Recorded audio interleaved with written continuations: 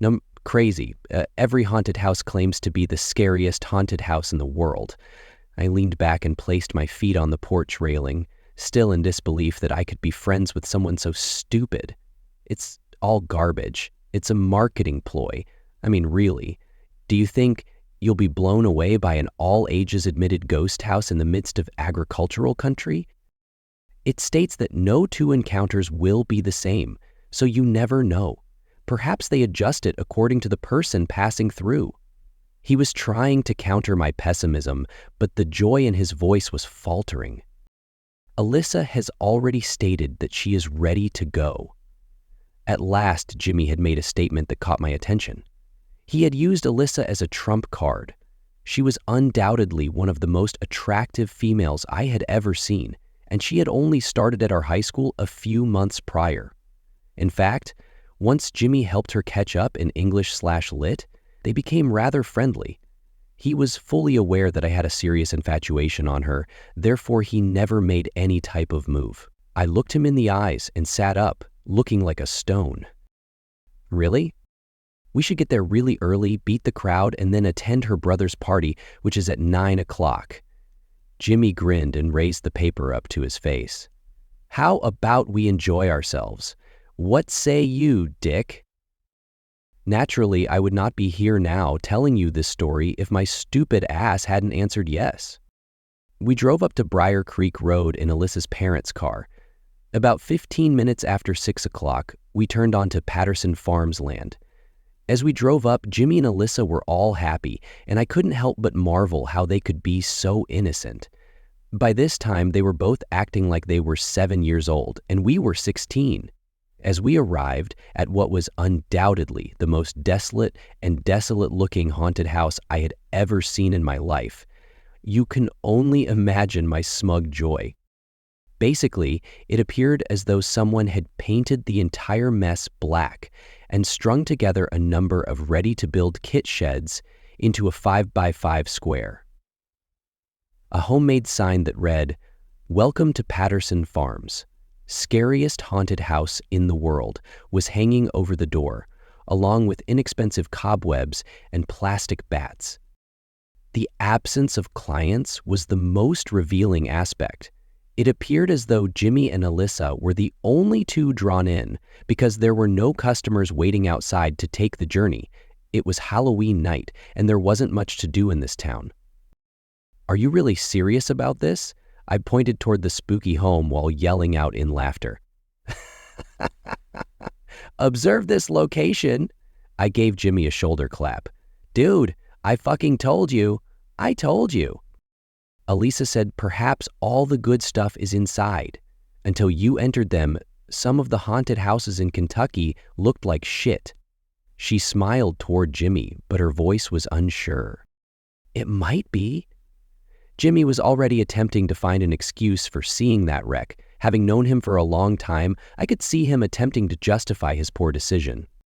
An older man wearing a black suit and a top hat threw up the passenger's door before I could argue that we could simply bail Alyssa out of the dirt lot adjacent to the home.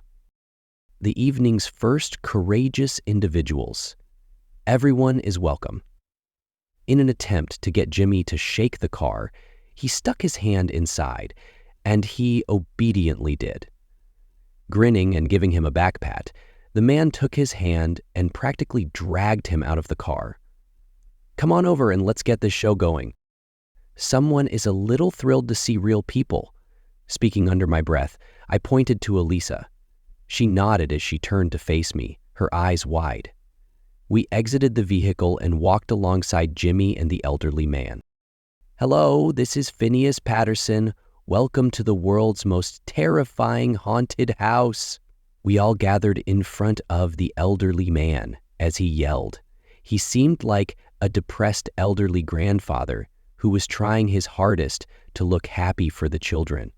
An old-fashioned carnival barker. Come on, courageous people. Mr. Patterson began limping toward the scary home on wobbly legs after waving for us to follow. Alyssa and Jimmy shrugged their shoulders and followed him, presumably thinking they would get by, while I trailed behind at a sluggish pace. As we approached what might be referred to as the entrance door, I saw all the cheap decorations in their full magnificence. Fake blood handprints lined the outside walls. Hung up orange pumpkin lights, cheap cobwebs, and fake skeletons covered the outer walls. Next to the door, a boy was seated in an old rocking chair. He seemed like he couldn't have been more than 8 or 9. He was rocking back and forth while glaring at us, while wearing a devil's mask. As those yellow plastic eyes gazed at me that night, I experienced the first real creeps. Mr. Patterson approached the youngster and gave him a head pat. My little devil is a little bashful around guests, but don't worry about him. He grinned with his golden teeth. All right, who will enter first? First? Can't we all go in together? Jimmy said. Oh, this is a custom experience. No, one at a time, with the next one going a few minutes following the first. Believe me, it's more frightening by yourself. That toothy bright smile again? Ha! I raised an eyebrow at it this time. The elderly man's demeanor had become considerably more menacing. He was giving it his all, so I had to give him credit. I'm going. Alyssa took a step forward. Jimmy should have volunteered first, but he was too preoccupied staring at the child wearing the devil mask to notice that a question had been posed, until Alyssa had responded. First ladies, I adore it. Mr. Patterson snatched up the door handle and yanked it open. From the inside, a black sheet covered the open entryway. You young ladies, I must beg you to keep going. It's best not to stay too long. I'll see you all over there. Alyssa smiled back at us before vanishing behind the sheet. The door crashed behind her as Mr. Patterson released it. It made me shiver all of a sudden. Who is going to heading next? I turned back to face Jimmy, expecting him to return to his naive enthusiasm for the whole thing. Rather, he gazed at me with what appeared to be anxious eyes. You go first, Kev, he whispered to me. Are you really that serious? I said. Don't tell me that this place truly frightens you. That isn't it. He quickly refuted what I had accused him of. I'll take the back seat because I suddenly feel a little strange. I only need a moment. Anything, I remarked, taking a step forward. I guess it's me, old man. As though seeking his permission, Mr. Patterson glanced at his watch before turning to face the child wearing the devil's mask.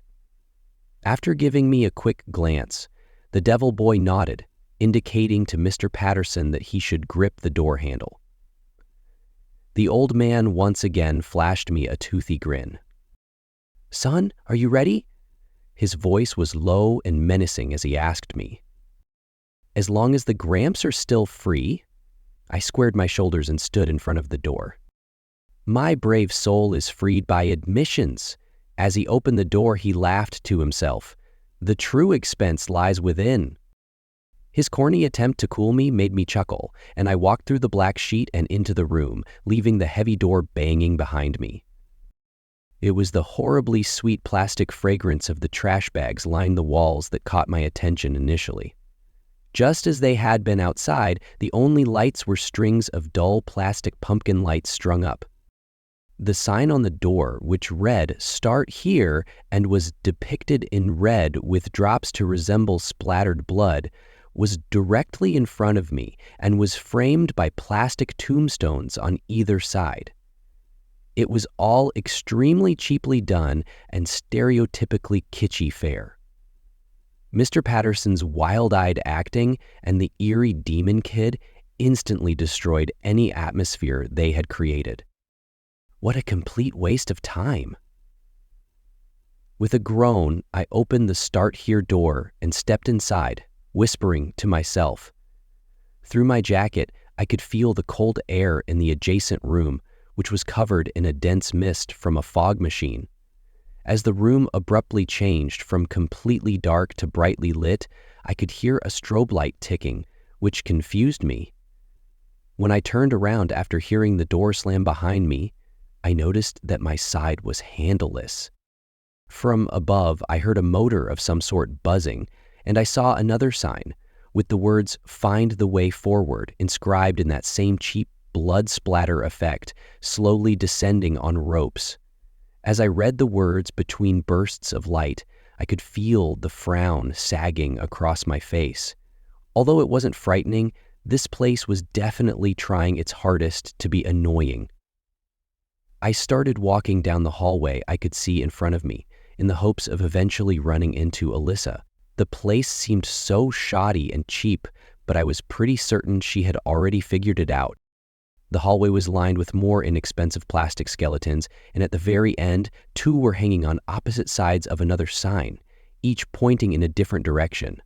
The sign simply said, "Choose." I don't know what would have happened if I had made a mistake. I like to assume that I would have left the house and entered the dim light of darkness, feeling guilty about my previous irritation with the evening's activities, and with a look of regret on my face. I chose to go to the left, and I shall always remember what was waiting for me there. I noticed a wooden door that had a strangely familiar appearance. I tried to get rid of the déjà vu feeling as I stood there looking at it for a few seconds, then I reached for the brass handle and twisted it. Beyond, there were no rubber bats on strings, strobe lights, skeletons, or plastic trash bags. It was merely a room, a young child's room. Once more the door slammed firmly behind me as I entered, and when I turned around, I noticed that there was no knob inside. There was another notice on the inside of the door, though this one that made me feel significantly more disturbed than I was anticipated that night. This sign, which featured rocket ships shooting off into the stars, simply read, "Kevin's Room." I made that sign when I was 6. It was the sign that hung over my bedroom door in our previous house, the place where my father had murdered himself. I looked around the room and realized that it was exactly the room I had back then. Even the toys scattered around the floor were my toys. I swallowed forcefully, feeling a knot in my throat, and was overcome with a sense of complete bewilderment and fear. "Kevin!" a man shouted outside the door, and I heard it. "You little snot-nose, Kevin. I instructed you to go to the living room and retrieve your goddamn toys." It was my dad's voice, and when the door opened, there he was, huge, and just like the last time I saw him.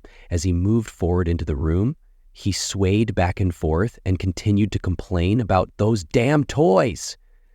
The stench of alcohol emanated from him as he approached. I backed up, exactly like I would have when I was little and I was frightened of what he may do. "Look at you," he yelled at me, already removing his belt. "You grew up just as I had anticipated, a thin, frail, pitiful little crap." He clenched the belt firmly against the bedpost after folding it in his hands. When my back struck the wall, I was totally disoriented. He had been dead for nearly 10 years, so it was inconceivable. "This isn't real at all," I yelled at him. "You're gone, and it's been ages since I've had to put up with your nonsense. I'm glad you're dead since you were a coward and an alcoholic. You fucking bastard. I'm glad you're dead. Do you hear me, Dad?" I saw his face light up with sadness as I said my final words. He reached behind his back, dropped the belt on the floor, and gazed directly into my eyes. He pulled a 38 pistol from behind his back and placed it against his temple. His scowl turned into a smile, and then he gave me a wink as though he were sharing a joke with me. I saw the side of his head explode forth and splatter against the wall as the gunshot sounded loudly in the tiny space. I stood there, wailing and shouting as his body collapsed in front of me. With blood accumulating around his face and smoke escaping from the hole in his temple, I fell to my knees in front of him and gazed down. Alyssa was standing there with a terrified and perplexed expression on her face when the door on the opposite side of the room cracked open, and I looked up, and I looked up, and I looked up, and I looked up, And I looked up, and I looked up, and I looked up, and I thought, I'm gonna disappear. Like, I'm gonna end it. There's so much pain in this, and I'm not gonna stop until my ears were still ringing from the gunfire. She was just a few paces away when I felt something grab hold of my ankle and knock me to the ground. When I looked back to see what had caught me off guard, I noticed my father's body clinging to it. His eyes were full with blood when he looked up at me. He opened his mouth to reveal a mound of maggots that had started feasting on his tongue as the flesh began to peel away from his face. Elisa's screams could be heard, and I could feel her hands reaching out for mine as she attempted to get me away from my father's decaying, but suddenly violently alive body. "Keep the fucking door open." I kicked at the decaying body that wouldn't let go of me while screaming at her. The writhing mass of maggots fell down the powder blue carpet as my heel grabbed his jaw and slid clear off his face.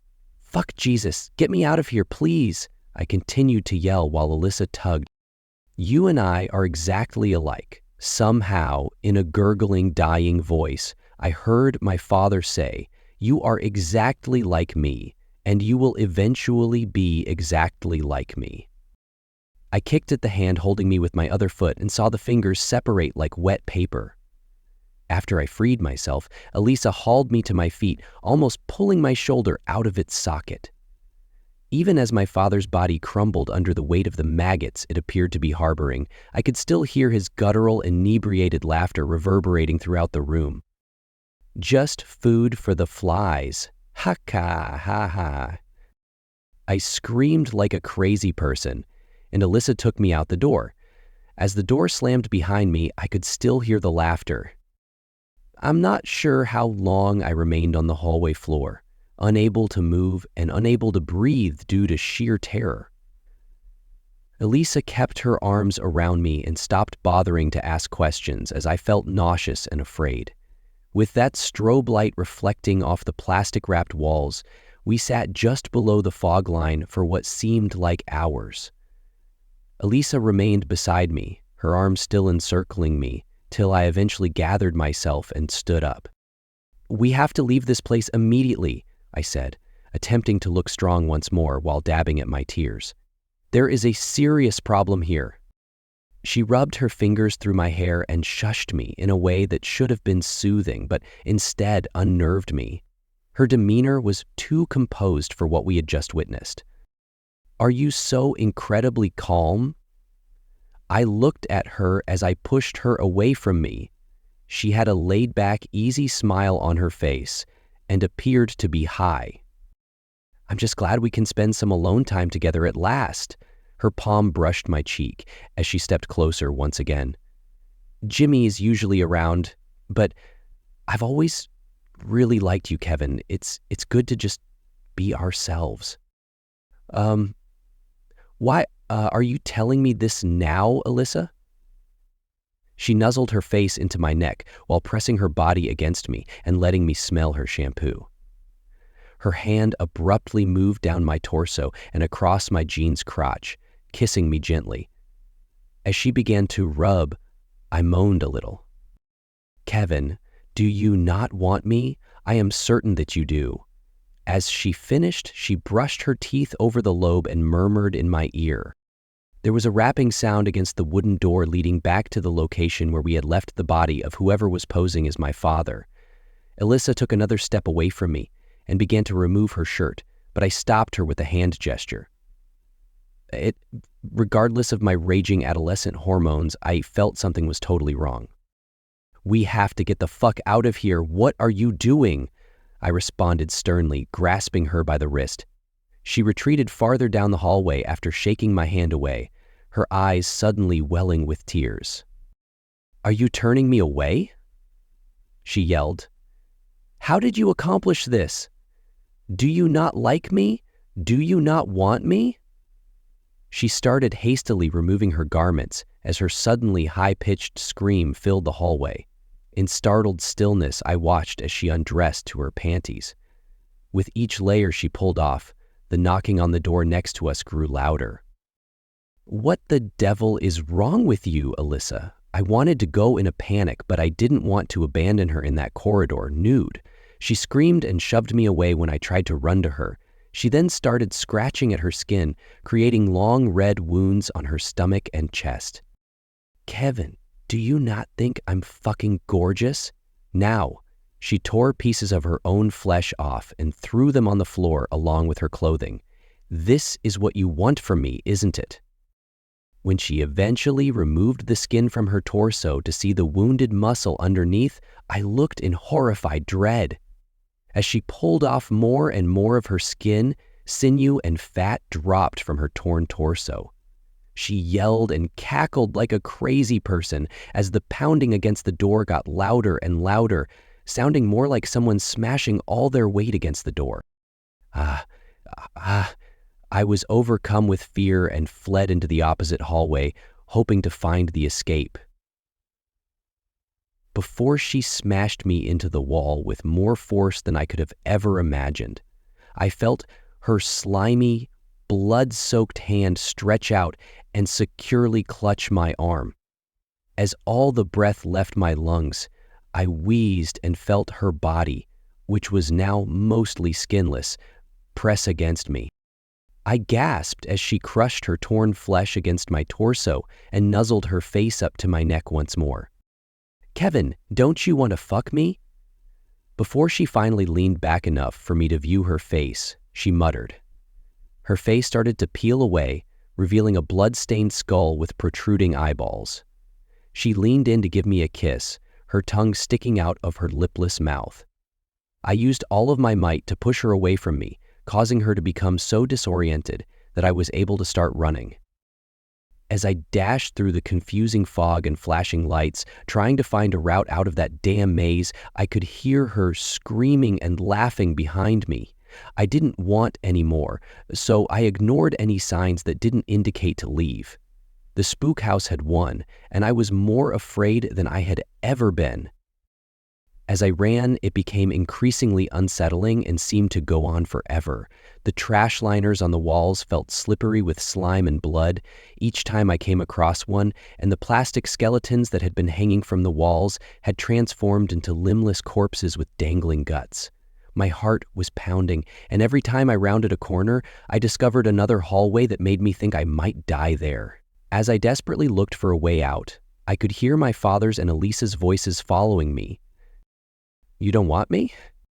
Like me. This is meant to be, Kevin. Flies will eat this. The sound of my own cries filled the air as I placed my hands over my ears in an attempt to drown them out. I almost lost faith and believed I was going to go insane when I abruptly found myself in a dead-end hallway. Above the entrance, there was a last sign that looked dark in the strobing lights and was written in the same corny, eerie style, complete with blood dripping. Kevin, you irritate me. Son, you will rot with the maggots. Even though they sounded like they were directly behind me, I was too scared to look. All I could do was yell for help and keep tugging at the doorknob. Every nightmare I've ever had was breathing down my neck, yelling, laughing, and getting ready to tear my body and soul apart. The voice of a small child was the last one I heard. It only said, "Turn around." I slowly glanced back and noticed the boy wearing the devil mask, standing a short distance away. I could tell the rubber devil was grinning behind his face. "What on earth are you expecting from me?" I yelled with no hope in my voice. The world was silent, and the youngster just stood there, staring with lifeless yellow eyes. Boo! I was startled into the door as he yelled and lunged forward. My back struck the wood, causing the hinges to swing out, and I fell out into the cool fall air. The door slammed behind me as I fell down onto my ass in the dirt, and I could hear a child laughing faintly behind me. I glanced at the ghost houses outside, shocked, unable to comprehend that I was free. Pumpkin lights and plastic skeletons remained strung up around the exterior. Kevin, from what seemed like miles away, I heard Jimmy yell. It wasn't until he gripped me beneath my shoulder in an attempt to get me to stand up that I realized he was standing directly behind me. "Are you all right, dude?" I looked at him blankly, searching for the right words to describe what had occurred to me. I knew what I'd seen inside the haunted house wasn't Elisa because I could see her behind him, her head drooping, her face broken and solemn. "We must leave," I muttered. Mr. Patterson was standing at the entrance, and I could hear him chuckle slyly. "We have to leave, now." Was it really so awful? What took place inside? I never went in because I was feeling ill. It can't be that awful. I wanted to get as far away from that spot as possible since Jimmy's voice was hurting my brain. It was nonsense. As I gazed up at her, I heard Elisa exclaim, her eyes meeting mine. All of our effort was wasted on a bogus haunted home. Kevin is correct. We must leave right away. I followed her as she started to walk in the direction of the car, content to keep quiet about what I seen inside and not wanting to inquire about what she had seen. Jimmy followed us and began asking questions, his bewilderment evident on his face, but I was forced to ignore him. As we climbed into the vehicle and drove off, I noticed the little lad wearing the devil mask standing next to Mr. Patterson, who was standing by the door, waving us go. Jimmy informed everyone that we had left when we returned to school, but nobody else had received a flyer, and nobody was aware that the Patterson farm had ever been the site of a haunted house. Both Elisa and I remained silent when others asked us what had happened, and I praised God when they stopped asking. When someone attempted to question me about Patterson Farm in Class 1 of the last times, I yelled at them to stop. I tried to explain to a teacher who overheard the conversation that it was nothing more than an incident that occurred on Halloween at a ghost house at Patterson Farm. I still recall her bewildered expression when she informed me that Patterson Farm did not have a haunted home. She claimed that the location had actually been deserted for more than a year.